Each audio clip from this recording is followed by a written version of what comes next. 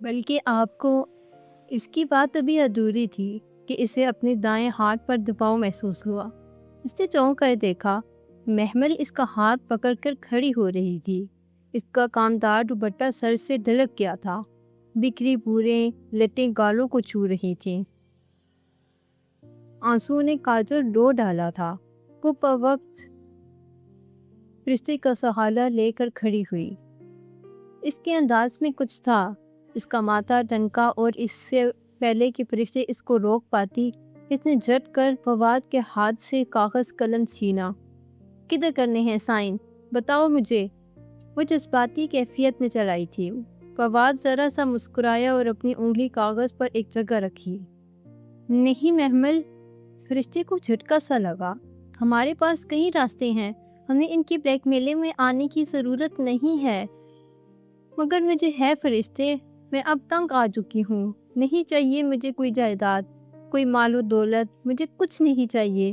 لے لیں، سب لے لیں۔ وہ دھڑا دھڑ سائن کرتی جا رہی تھی۔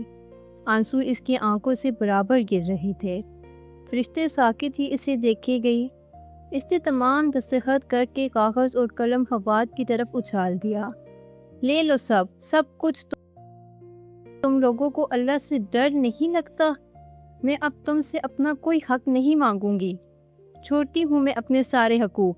وہ کہتے کہتے نڈال سی صوفے پہ گر گئی اور گہری سانس لینے لگی۔ وہ واقعی تھک چکی تھی، ٹوٹ چکی تھی۔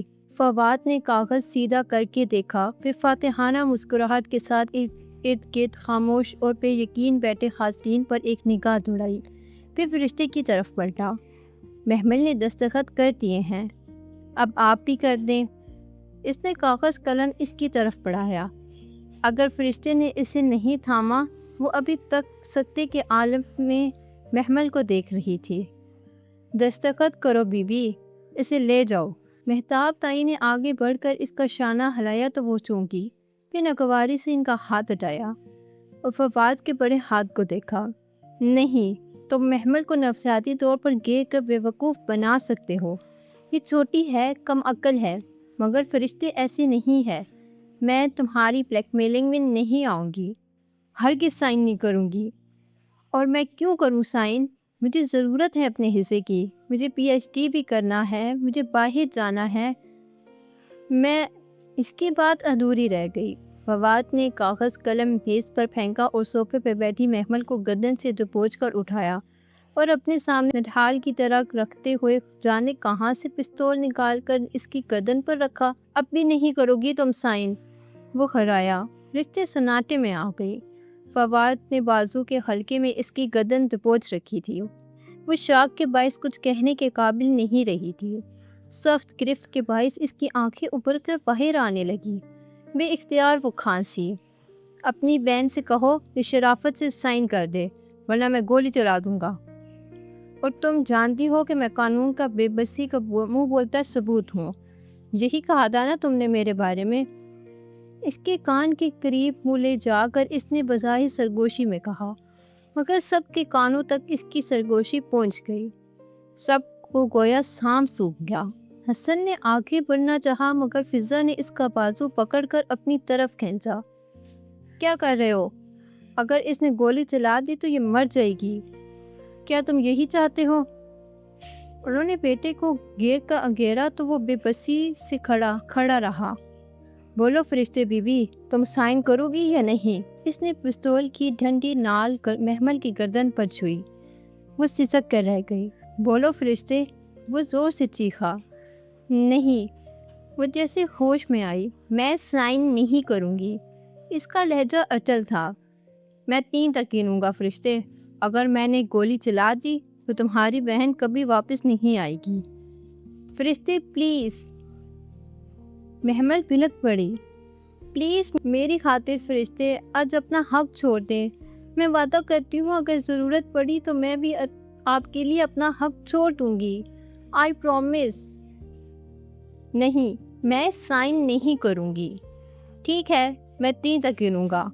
رشتے نے دیکھا ٹرائگر پر مضبوط ہوئی وہ گولی چلانے لگا تھا۔ 1۔ لمحے بھر کو اس کا دل کانپا۔ اگر وہ گولی چلا دے تو محمل مر جائے گی، پھر بھلے وہ ہمایوں کو بلا لے، کورٹ کچہری میں گواہیاں دیتی پھرے، کچھ بھی کر لے، اس کی بہن واپس نہیں آ سکے گی۔ 2 3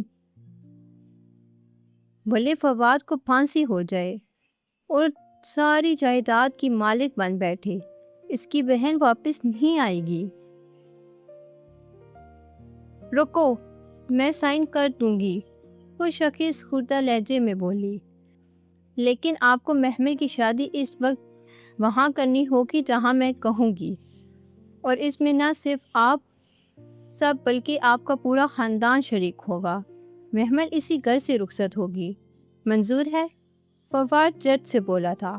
منظور ہے، فواد جٹ سے بولا تھا۔ محمل پھٹی پھٹی نگاہوں سے اسے دیکھ رہی تھی۔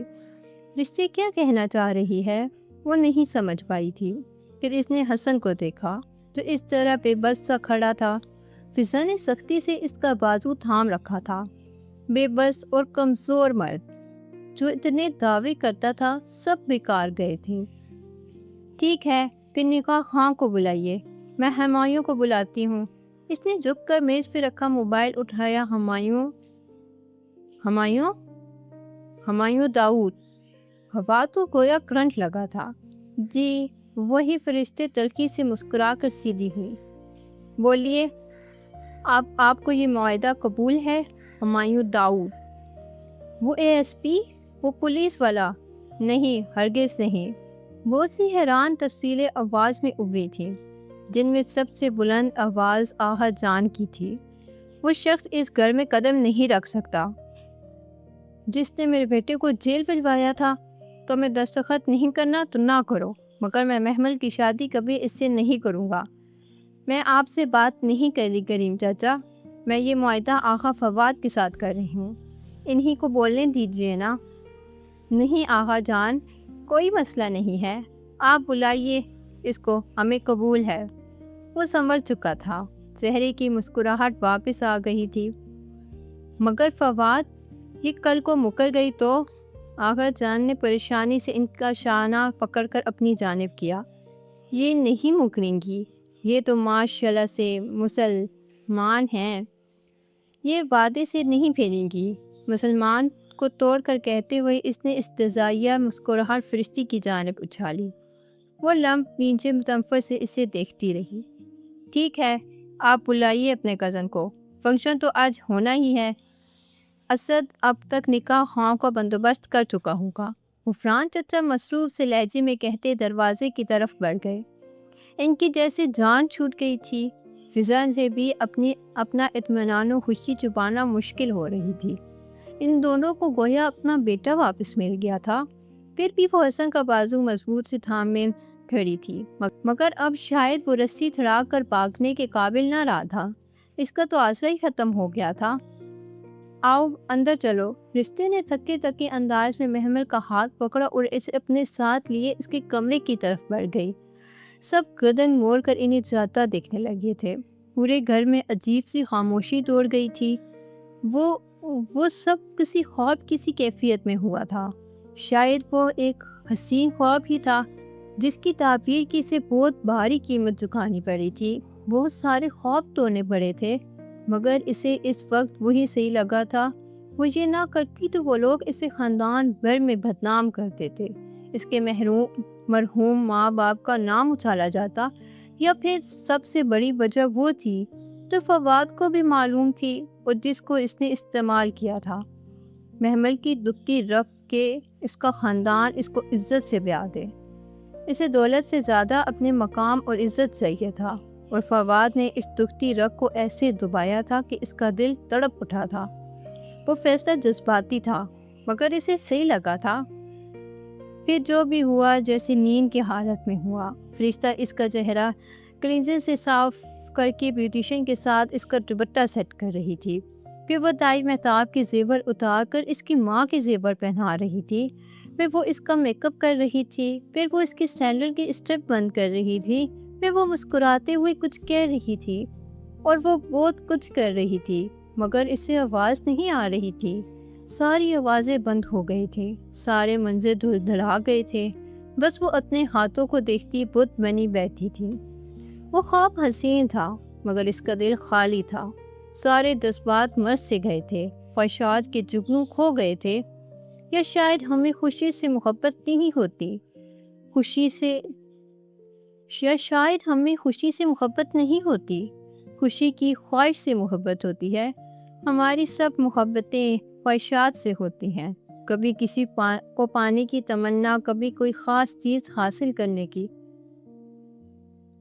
آرزو۔ شاید محبت صرف خواہش سے ہوتی ہے، چیزوں یا لوگوں سے نہیں۔ اس نے اپنی خواہش کو اپنے پہلو میں بیٹھتے دیکھا مگر اس کا اپنا سر جھکا تھا، سو زیادہ دیکھ نہ پائی۔ اسی جھکے سر کے ساتھ نکاح نامے میں دستخط کرتی گئی۔ جب اس کا ہاتھ تھام کر فرشتے اسے اٹھا رہی تھی تو اس نے ایک لمحے بھر کو اسے دیکھا۔ چل سامنے لم پیچھے کھڑا تھا، براؤن شلوار کرتے میں ملبوس، سنجیدہ اور وجیہہ۔ اس نے نگاہیں جھکا لیں۔ اسے اس کی سنجیدگی سے خوف آیا تھا۔ کیا وہ اس پہ مسلط کی گئی تھی؟ انچاہی بے وقت بیوی۔ اس نے بے عزتی اور توہین محسوس کرنا چاہی مگر دل اتنا خالی تھا کہ کوئی احساس بیدار نہ ہوا۔ ارد گرد لوگ بہت کچھ کہہ رہے تھے مگر اس کی سماعتیں بند ہو گئی تھی۔ وہ سر جھکائے ہمایوں کی گاڑی بیک سیٹ پہ بیٹھ گئی۔ اسے لگا اب زندگی گھٹن ہو گئی ہے، بہت گھٹن۔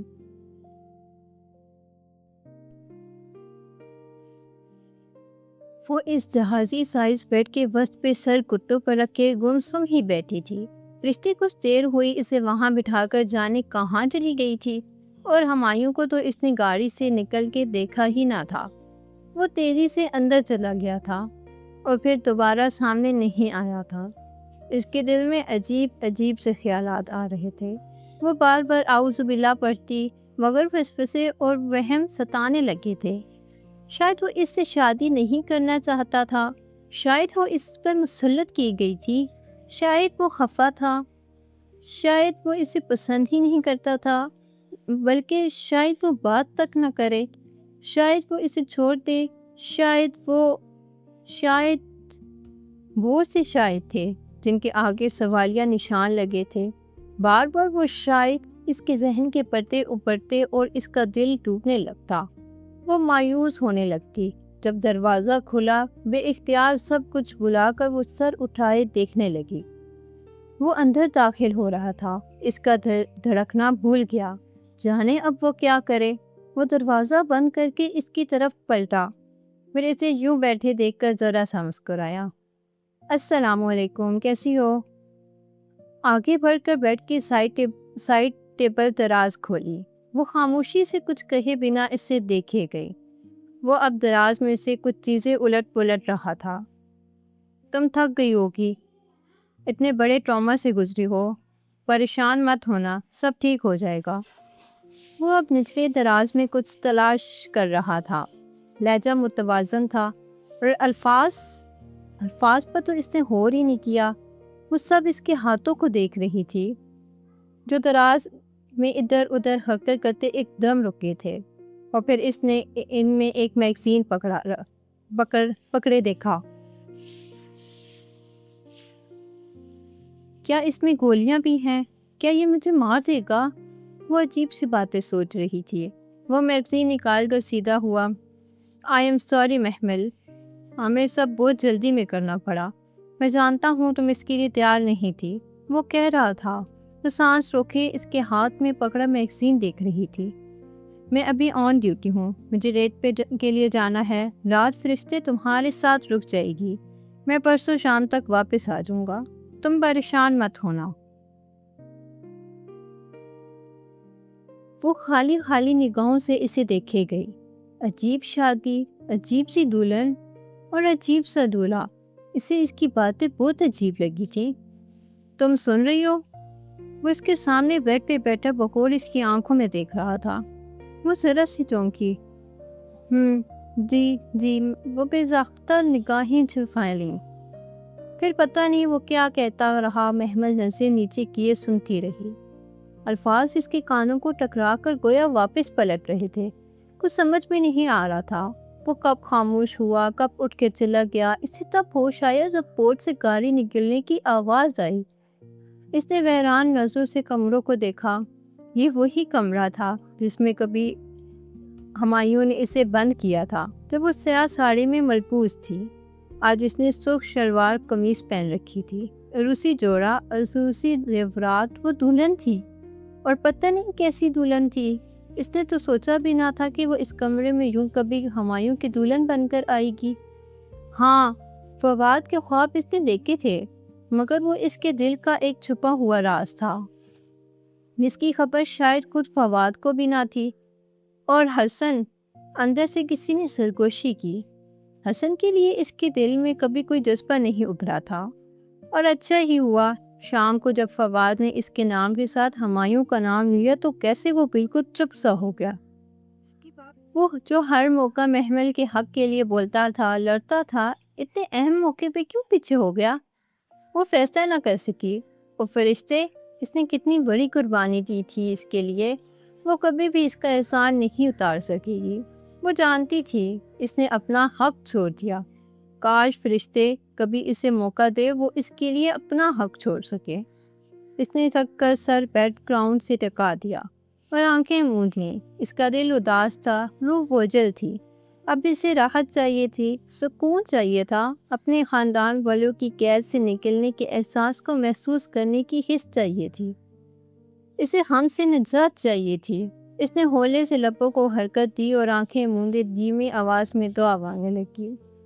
یا اللہ، میں آپ کی بندی ہوں، اور آپ کے بندے کی بیٹی ہوں، اور آپ کی بندی کی بیٹی ہوں۔ میری پیشانی آپ کے قابو میں ہے، میرے حق میں آپ کا حکم جاری ہے۔ آپ کا فیصلہ میرے بارے میں انصاف پر مبنی ہے۔ میں آپ سے سوال کرتی ہوں، آپ کے ہر اس نام کے واسطے جو آپ نے اپنے لیے پسند کیا، یا اپنی کتاب میں اتارا، یا اپنے میں سے کسی کو سکھایا، یا اپنے علم غیب میں آپ نے اس کو اختیار کر رکھا، اس بات کو کہ آپ قرآن عظیم کو میرے دل کی بہار اور میری آنکھوں کا نور بنا دیں، میرے فکر اور غم کو لے جانے کا ذریعہ بنا دیں۔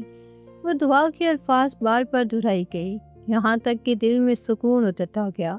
اس کی آنکھیں بوجھل ہو گئیں اور وہ نیند میں ڈوب گئی۔ وہ 2 دن فرشتے اس کے ساتھ رکھی۔ ان 2 دنوں میں انہوں نے بہت سی باتیں کی سوائے شام کے ڈرامے کے۔ وہ ایسا موضوع تھا کہ دونوں ہی کسی خاموش معاہدے کے تحت اس سے اعتزاز برت رہی تھیں۔ فرشتے نے اسے کچھ بتایا، اور ابا کے بارے میں، اماں کے بارے میں، ہمایوں کی امی کے بارے میں، اپنی زندگی، گھر اور پرانی یادوں کے بارے میں۔ وہ تانوں چائے کے کپ تھامے گھنٹوں لان میں بیٹھی باتیں کرتی رہیں۔ چائے ٹھنڈی ہو جاتی، شام ڈھل جاتی، مگر ان کی باتیں ختم نہ ہوتی۔ پتہ ہے محمل، ادھر لان میں وہ دونوں برآمدے کی سیڑھیوں پر بیٹھی تھیں، چائے کے مگ ہاتھ میں تھے جب فرشتے نے بازو لمبا کر کے انگلی سے سامنے اشارہ کیا۔ وہاں ایک چولہا تھا، بالکل کونے میں۔ محمل گردن موڑ کر وہاں دیکھنے لگی، جہاں اب صرف خاص اور کیاریاں تھیں۔ ہم بچپن میں اس چولہے پہ بہت کھیلتے تھے، اور اس کی اس طرف طوطوں کا پنجرا تھا۔ ایک طوطا میرا تھا اور ایک ہمایوں کا۔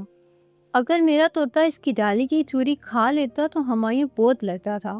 وہ ہمیشہ ہی اتفاق سے غصے والا تھا، مگر غصہ ٹھنڈا ہو جائے تو اس سے بڑھ کر لونگ اور کیئرنگ بھی کوئی نہیں ہے۔ محمل مدم مسکرا لیے سر جھکائے سن رہی تھی۔ جب میں 12 سال کی ہوئی تو ابا نے مجھ سے پوچھا کہ میں ان کے ساتھ رہنا چاہتی ہوں یا اماں کے ساتھ۔ میں وقتی طور پر ابا کے ساتھ جانے کے لیے راضی ہو گئی، مگر اس دن ہمایوں مجھ سے بہت لڑا۔ اس نے اتنا ہنگامہ مچایا کہ میں نے فیصلہ بدل دیا۔ چائے کا مگ اس کے ہاتھوں میں تھا اور وہ کہیں دور کھوئی ہوئی تھی۔ جب ہم بڑے ہو گئے تو میں نے خیال پڑا تو ہمایوں سے ذرا دور لینے لگی۔ وہ بھی سمجھدار تھا، مجھے زیادہ آزمائش میں نہیں ڈالتا تھا۔ اماں کی ڈیتھ ہوئی تو دفتر گاڑی کا ہارن بجا۔ وہ دونوں چونک کر اس کی طرف دیکھنے لگی۔ اگلے ہی لمحے گیٹ کھلا اور زن سے سیاہ گاڑی اندر داخل ہوئی۔ چلو، تمہارا میاں آ گیا، تم اپنا گھر سنبھالو، میں اپنا سامان پیک کر لوں۔ وہ ہنس کر کہتے ہوئے اٹھ کر اندر چلی گئی۔ محمل متذبذب سی ہی بیٹھی رہ گئی۔ وہ گاڑی سے نکل اس کی طرف آ رہا تھا، یونیفارم میں مربوط، کیپ ہاتھ میں لیے تھکا تھکا سا۔ اسے دیکھ کر مسکرا دیا۔ تو تم میرے انتظار میں بیٹھی ہو؟ وہ مسکرا کر کہتے اس کے سامنے کھڑا ہوا تو وہ گڑبڑا کر کھڑی ہو گئی۔ گلابی شلوار قمیض پر بھورے بال کی اونچی پونی ٹیل بنائے وہ اداس شام کا حصہ لگ رہی تھی۔ میں کہہ دو کہ تم میرا انتظار نہیں کر رہی تھی۔ نہیں، وہ چائے لاؤں؟ او نو، یہی کافی ہے۔ اس نے محمل کے ہاتھ سے مگ لے لیا، ایک گھونٹ پڑا اور مگ لیے دروازے کی طرف بڑھ گیا۔ پھر جاتے جاتے پلٹا، فرشتے ہیں؟ جی وہ اندر ہیں۔ اوکے، میں شاور لے کر کھانا کھاؤں گا، تم ٹیبل لگا دو۔ وہ یہ کہہ کر دروازہ کھول کر اندر چلا گیا۔ وہ چند لمحے خاموش کھڑی کھلے دروازے کو دیکھتی رہی۔ وہ دروازہ بند کر کے نہیں گیا تھا۔ کیا اس کا مطلب یہ تھا کہ وہ اندر آ جائے؟ پہلے بھی تو وہ بغیر اجازت کی اس کی زندگی میں داخل کر دی گئی تھی، اب بھی چلی جائے تو کیا مذائقہ ہے؟ اس نے تلخی سے سر جھٹکا۔ وہ کھلے دروازے سے اندر چلی گئی۔ لاؤنج کے مہرے پر سیڑھیوں کے قریب فرشتے اور مایوں کھڑے تھے، اپنے بیگ کا ہینڈل تھامے، سیاہ حجاب چہرے کے گرد لپیٹے ہوئے انگلی سے تھوڑی کے نیچے اڑس رہی تھی۔ نہیں بس میں اب چلتی ہوں، کل مجھے کلاس دینی ہے، کم از کم کچھ دن تو تمہیں ادھر رہنا چاہیے۔ وہ دونوں باتیں کر رہے تھے، ان کی آواز بے حد مدم تھی۔ محمل کو اپنا آپ ادھر بیکار لگا۔ وہ سر جھکائی کچن میں چلی آئی۔ بلقیس جا چکی تھی، کچن صاف ستھرا پڑا تھا۔ اس نے چولہا جلایا، کھانا گرم کرنے لگی۔ شاید وہ بھی اس گھر میں بلقیس کی طرح تھی، ایک نوکرانی۔ محمل فرشتے نے کھلے دروازے سے جھانکا۔ محمل نے ہاتھ رو کر اسے دیکھا۔ وہ جانے کے لیے تیار کھڑی تھی۔ آپ مت جائیں فرشتے، پلیز۔ وہ بے اختیار روحانچی سے ہو کر اس کی قریب آئی۔ اوہو، میرا کزن بہت اچھا انسان ہے، تم کیوں پریشان ہو رہی ہو پاگل؟ اس نے ہولے سے اس کا گال تھپتھپایا۔ محمل چند لمحے اسے دیکھتی رہی، پھر یکا یک اس کی پوری آنکھوں میں پانی سے بھر گئی۔ وہ جھک کر چولہے کو تیز کرنے لگی۔ محمل کیا ہوا ہے؟ تم مجھے پریشان لگ رہی ہو۔ وہ ذرا فکر مندی سے اس کے پیچھے آئی۔ محمل کی اس کی طرف پیٹھ تھی، فرشتے اس کا چہرہ نہیں دیکھ سکتی تھی۔ کسی کی شادی ایسے بھی ہوتی ہے جیسے میری ہوئی ہے؟ بہت دیر بعد وہ بولی تو آواز میں صدیوں کی پاس تھی۔ فرشتے کچھ نہ بولی تو وہ پلٹی۔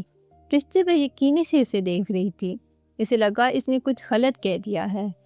کیا؟ وہ گڑبڑا گئی۔ محمد تو حیرت کی جگہ خفگی نے لے لی۔ کیا ہوا؟ تم بہت ناشکری ہو محمل، بہت زیادہ۔ وہ جیسے غصہ ضبط کرتے ہوئے تیزی سے مڑ گئی۔ رشتے رکے۔ محمل کو گھرا کر اس کے پیچھے لگ گئی۔ وہ تیزی سے باہر نکل رہی تھی۔ اس نے اسے بازو سے تھاما اور تو وہ رک گئی۔ چند لمحے کھڑی رہی، پھر گہری سانس لے کر اس کی طرف گھومی۔ تمہیں ہمایوں مل گیا محمل، تم اب بھی نہ خوش ہو؟ وہ بہت دکھی ہی ہو کر بولی تھی۔ محمل نے بے چینی سے لب کچلا۔ رشتے ایسے غلط سمجھ رہی تھی۔ نہیں، میں صرف اس خوشی کو محسوس کرنا۔ Stop it. وہ بہت خفا تھی۔ محمل چپ سی ہو گئی۔ چند لمحے دونوں کے درمیان خاموشی حائل رہی۔ پھر فرشتے نے آگے بڑھ کر اس کے دونوں شانوں پہ ہاتھ رکھے اور اسے اپنے بالکل سامنے کیا۔ تم واقعی نہ خوش ہو؟ نہیں، مگر اس سب سے میرا دل کٹ کے رہ گیا ہے۔ لوگوں کی روح تک کٹ جاتی ہے محمل، سب قربان ہو جاتا ہے، وہ پھر بھی راضی ہوتے ہیں، اور تم اب بھی شکر نہیں کرتی؟ اس کی گہری سنہری آنکھوں میں سخت سی نمی ابھری تھی۔ اس کے ہاتھ ابھی تک محمل کے کندھوں پہ تھے۔ نہیں، میں بہت شکر کرتی ہوں، مگر سب کچھ بہت عجیب لگ رہا ہے، جیسے بس کرو محمل۔ اس نے تعصب سے سر جھٹک کر اپنے ہاتھ ہٹائے اور تیزی سے بھاگتی ہوئی باہر نکل گئی۔ اسے یوں ہی شک سا گزرا کہ وہ رو رہی تھی۔ وہ دل محسوس کر رہ گئی۔ اس نے شاید فرشتے کو ناراض کر دیا تھا، لیکن وہ ٹھیک کہتی تھی، وہ واقعی ناشکری کر رہی تھی۔ صرف زبان سے الحمدللہ کہنا کافی نہیں ہوتا، اصل اظہار تو رویوں سے ہوتا ہے۔ وہ آواز پر چونکی۔ ہمایوں سامنے کاؤنٹر سے ٹیک لگائی کھڑا بغور اسے دیکھ رہا تھا۔ جھجک سی گئی۔ فرشتے چلی گئی۔ وہ کاؤنٹر سے ہٹ کر فریج کی طرف بڑھا اور اسے کھول کر پانی کی بوتل نکالی۔ فرشتے، بہت اچھی ہے وہ، ہے نا؟ اس نے ڈھکن کھول کر بوتل منہ سے لگائی۔ بیٹھ کر پئیں پلیز۔ وہ خود کو کہنے سے روک نہ سکی۔ وہ بوتل سے منہ ہٹا کر ہنس دیا۔ فرشتے نے تمہیں بھی اچھی لڑکی بنا دیا ہے۔ تو کیا پہلے میں بری تھی؟ وہ برا مان گئی۔ ارے نہیں، تم تو ہمیشہ سے اچھی تھی، مسکرا کر کہتے اس نے پھر بوتل لبوں سے لگا لی۔ محمل نے دیکھا وہ بیٹھا نہیں تھا، اب بھی کھڑا ہو کر پی رہا تھا۔ خود کو بدلنا بھی آسان نہیں ہوتا، مگر دوسروں کو بدلنا بہت کٹھن ہوتا ہے۔ اچھا یہ بتاؤ تمہارا دل کیوں کٹ کے رہ گیا؟ اف، وہ بری طرح چونکی۔ وہ تو شاور لینے گیا تھا، کب آ کر سب سن گیا۔ اسے تو پتہ ہی نہ چلا تھا۔ وہ دراصل اس کا دل زور سے دھڑکا۔ گھر سے کسی نے کال نہیں کی تو وہ کیوں کریں گے کال؟ ان کی اس شادی میں مرضی شامل نہیں تھی۔ فرشتے بہت مشکل سے نے راضی کیا تھا۔ وہ اس بات پر ابھی تک غصہ ہیں، آئی تھنک۔ وہ یکدم تھڑک کر رہ گئی۔ فرشتے نے اس نے فقرہ ادھورا چھوڑ دیا۔ اس نے کتنی مشکل سے ان کو راضی کیا، کیا تم جانتی ہو؟ وہ پھر بوتل سے گھون بھر رہا تھا۔ وہ دم بخود اسے دیکھے گئے۔ کیا وہ کچھ نہیں جانتا؟ اسے نہیں معلوم کہ کیسے ان دونوں نے فواد کے دیے گئے کاغذ پر دستخط کیے تھے؟ فرشتے نے اسے کچھ نہیں بتایا، مگر کیوں؟ تم فکر مت کرو، ہم نے یہ شادی ان سے زبردستی کروائی ہے۔ ان کو کچھ عرصہ ناراض رہنے دو، ڈونٹ وری۔ تو وہ واقعی کچھ نہیں جانتا، وہ بتائے یا نہیں؟ اس نے لمحے بھر کو سوچا، پھر فیصلہ کر دیا اگر فرشتے نے کچھ نہیں بتایا تو وہ کیوں بتائے؟ چھوڑو، جانے دو۔ صرف ان کے ساتھ زبردستی ہوئی ہے یا آپ کے ساتھ بھی؟ تو تم اس لیے پریشان تھی؟ اس نے مسکرا کر تمہیں سر جھٹکا۔ تمہیں لگتا ہے کوئی ہمایوں داؤد کو مجبور کر سکتا ہے؟ مجبوراً قتل تو کر سکتا ہے، نہیں کر سکتا، قتل نہیں کر سکتا۔ پھر آپ نے شادی کیوں کی مجھ سے؟ اگر تم چاہتی ہو کہ میں یہ کہوں کہ میں تجھ سے بہت محبت کرتا تھا وغیرہ وغیرہ تو میں ایسا نہیں کہوں گا، کیونکہ واقعی مجھے تم سے مجھے طوفانی قسم کی محبت نہیں تھی۔ ہاں تم مجھے اچھی لگتی ہو اور میں نے اپنی مرضی سے تم سے شادی کی ہے اور میں اس فیصلے پر بہت خوش ہوں۔ اس کا انداز اتنا نرم تھا کہ وہ آہستہ سے مسکراتی۔ دل پہ لدا بوجھ ہلکا ہو گیا۔ یعنی آپ خوش ہیں؟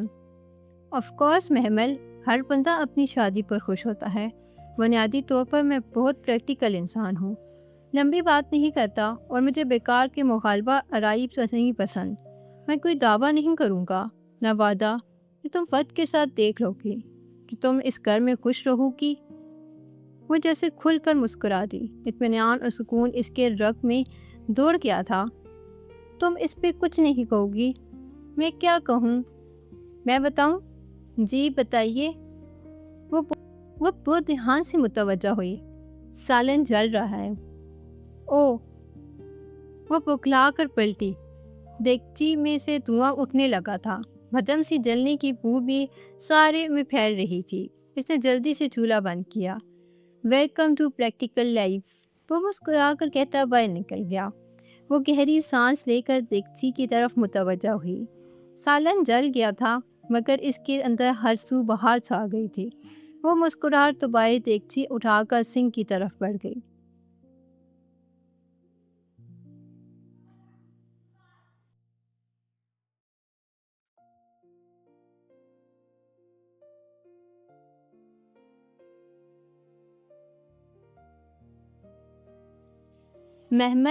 محمل، وہ نیچے لاؤنج میں کھڑا سر اٹھائے مسلسل اسے آوازیں دے رہا تھا۔ جلدی کرو، دیر ہو رہی ہے۔ آ رہی ہوں، بس ایک منٹ۔ اس نے ڈریسنگ ٹیبل سے لپ گلوز اٹھایا اور سامنے آئینے میں دیکھتے ہوئے اسے لپسٹک پر لگایا۔ لپسٹک چمک اٹھی تھی۔ محمل، وہ پھر چلایا تھا۔ بس آ گئی۔ اس نے ایک اجرت بڑی نکاح سنگھار میز کے آئینے میں چھلکتے اپنے وجود پہ ڈالی۔ ٹی پنک بنارسی ساڑی میں بلبوس، لمبے سیدھے بال کمر پہ گرائے، کانوں میں چمکتے ڈائمنڈ کے ایئر رنگز، کرون سے چمکا نازک ہیرو کا سیٹ جو ہمایوں نے اسے تیمور کی پیدائش پر دیا تھا، اور کلائی میں وائٹ گولڈ کے موتی جڑے کنگن ساتھ مناسب سا میک اپ۔ وہ مطمئن ہو گئی۔ بیڈ پہ لیٹے تیمور کو اٹھایا اور باہر نکل آئی۔ تم اتنی دیر کر رہی ہو، کیا ارادہ بدل گیا ہے؟ آخری فقرہ کہتے وہ زیر لب مسکرایا۔ وہ جو تیمور کو اٹھائے سہج سہج کر سیڑھیاں اتر رہی تھی، مسکرا اٹھی۔ ہرگز نہیں، آخر کو اپنے مائکے جا رہی ہوں، ارادہ کیوں بدلوں گی؟ وہ سیڑھیاں اتر آئی۔ وہ مسکرا کر اسے دیکھ رہا تھا۔ بلیک ڈنر سوٹ میں ملبوس، بالوں کو جیل سے پیچھے کیے، وہ بہت شاندار لگ رہا تھا۔ اچھے لگ رہے ہیں تم بھی، بس اتنی ہی تعریف۔ اس کا چہرہ اتر گیا۔ شادی کے 1 سال بعد اب بھی میں کیا کہوں؟ 1 سال گزر گیا ہمایوں، پتہ ہی نہیں چلا، ہے نا؟ وہ فرنٹ ڈور کھولتے ہوئے کہیں کھو گئی تھی۔ ہاں، وقت بہت جلدی گزر جاتا ہے۔ وہ گاڑی سڑک پر ڈال کر بہت دیر بعد بولا تھا۔ یوں لگتا ہے جیسے کل ہی کی بات ہے۔ محمل نے سیٹ کی پر سے سر ٹکا دیا اور آنکھیں موند لیں۔ 1 سال گزر بھی گیا، یوں جیسے پتہ ہی نہ چلا۔ پورے 1 برس پہلے وہ بیاہ کر اس گھر سے ادھر آئی تھی۔ آج 1 برس بعد ہمایوں نے شادی کی سالگرہ پر اسی گھر لے جانے کا تحفہ دیا۔ پورا سال نہ انہوں نے ان کی خبر گیری کی، نہ ہی محمل نے کوئی فون کیا۔ شروع میں اسے غصہ تھا، پھر آہستہ آہستہ غم میں ڈل گیا، اور اب اسے اپنے فرائض یاد آئے، صلہ رحمی کے احکامات یاد آئے، تو اس نے تہیہ کر لیا کہ اپنے رشتہ داروں سے پھر سے تعلقات جوڑے ہی۔ پہلے بھی یہ خیال کئی بار آیا، مگر ہمایوں جانے پہ راضی ہوا ہوتا تھا، لیکن گزرتے وقت کے ساتھ فواد کا کیس اندر ہی اندر دبتا گیا۔ اور پھر ہمایوں نے ایک دن اسے بتایا کہ فواد ملک سے باہر چلا گیا ہے، شاید آسٹریلیا۔ وہ بھی کسی حد تک سکون میں آ گئی، نہ جانے کیوں۔ ہفتے پہلے ہمایوں کو کسی جگہ آغا کریم ملے۔ اس نے محمل کو بتایا کہ وہ بہت خوش دلی سے ملے، اسے گھر آنے کی دعوت بھی دی۔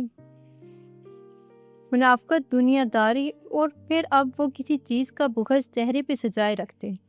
فواد تو باہر چلا گیا اور جائیداد انہیں مل گئی، پھر ہمایوں داؤد جیسے بندے کو داماد کہتے، کیا مذائقہ تھا، بلکہ فخر ہی تھا۔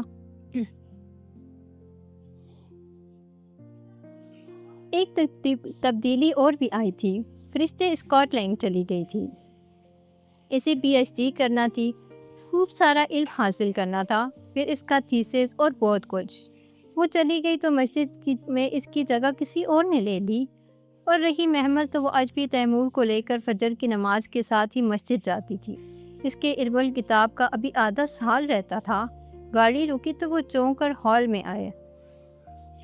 آغا ہاؤس دوڑائی، نظر آغا ہاؤس دوڑائی۔ لان کے کونے میں مصنوعی آبشار بن چکی تھی، گھر کا پینٹ بدل چکا تھا، پورچ کے